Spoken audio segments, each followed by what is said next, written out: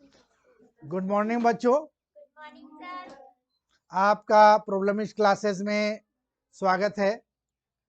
अभी matric, JAC board और inter का एग्जाम हो रहा है, जिसमें कुछ महत्वपूर्ण बातों पर आज हम लोग चर्चा करेंगे कि आप इस अंतिम घड़ी में क्या कीजिएगा और क्या नहीं कीजिएगा। क्या कीजिएगा जिससे आपका एग्जाम में किसी तरह का व्यवधान उत्पन्न ना हो। तो सबसे पहले तो हम एग्जाम से संबंधित कुछ चर्चा करते हैं कि एग्जाम जब तुम्हारा है तो आज से अब अंतिम पड़ाव पर है, तो आप कोशिश कीजिएगा कि उन सब्जेक्ट जिसका आप तैयारी कर रहे हैं उसमें से उन्हीं प्रश्नों को दोबारा देखिएगा जिनका आप पहले से पढ़ चुके हैं। उन नए प्रश्नों पर ध्यान नहीं दीजिएगा जो आप एक बार भी नहीं पढ़े थे, और उस पर अगर आप लगते हैं तो आपके साथ थोड़ा सा परेशानी उत्पन्न हो सकती है। इसलिए कोशिश कीजिएगा कि उन्हीं प्रश्नों को पढ़ने का जो आप पहले से पढ़ चुके हैं। और दूसरा, उन प्रश्नों पर ध्यान दीजिएगा जो जैक बोर्ड द्वारा मॉडल सेट जारी किया गया है, उसको आप ज़्यादा ज़्यादा प्रैक्टिस कीजिए।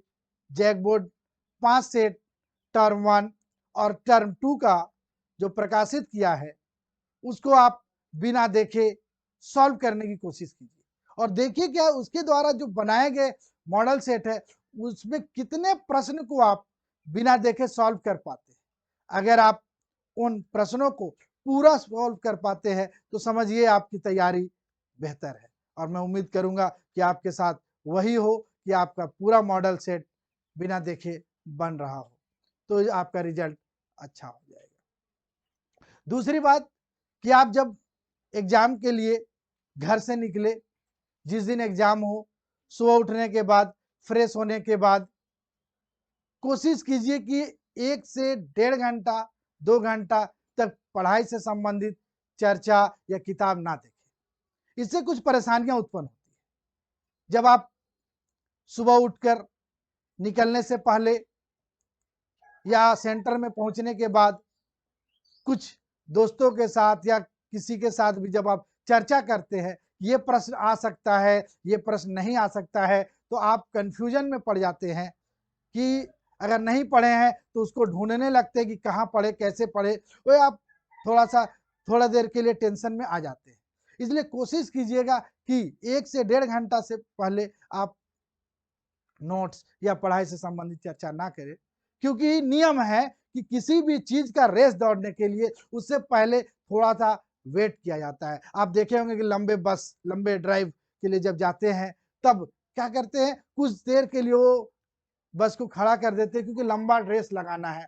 तो आपको उसके बाद 3 घंटा बैठना है, 3 घंटा इस माइंड का यूज करना है। इसलिए कोशिश कीजिएगा कि ये 3 घंटे से पहले आप इसको रेस्ट दे लीजिए, थोड़ा मनोरंजन, फ्रेश माइंड कर लीजिए, उसके बाद एग्जाम देने जाइएगा तो आपको किसी तरह का परेशानी नहीं होगा।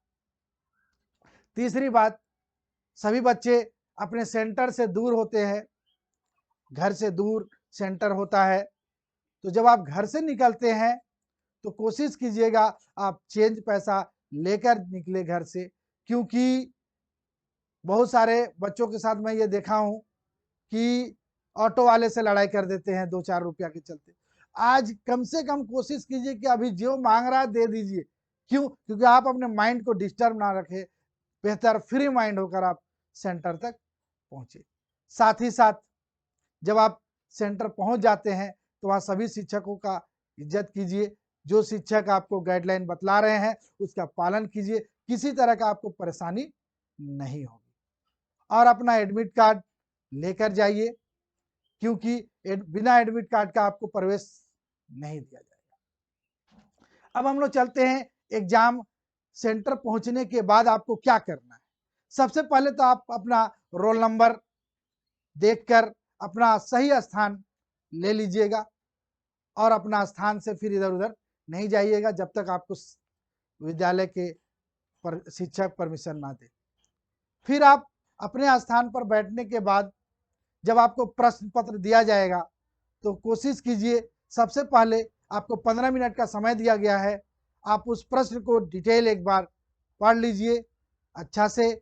उसके बाद आप देखिए कि 10 बजे से जब आपका एग्जाम शुरू होगा तो जो आपको सबसे पहले आसान लगता है, जो आप सबसे पहले जान रहे हैं, उसका आंसर को पहले सॉल्व कर लीजिए। उसके बाद फिर धीरे धीरे जो छूटा हुआ था उसको क्लियर करते हुए आप बढ़िएगा। और जब लास्ट समय बच जाएगा तब आप एक बार पूरा प्रश्न को रिमाइंड कर लीजिएगा कि कोई प्रश्न मेरा छूटा तो नहीं।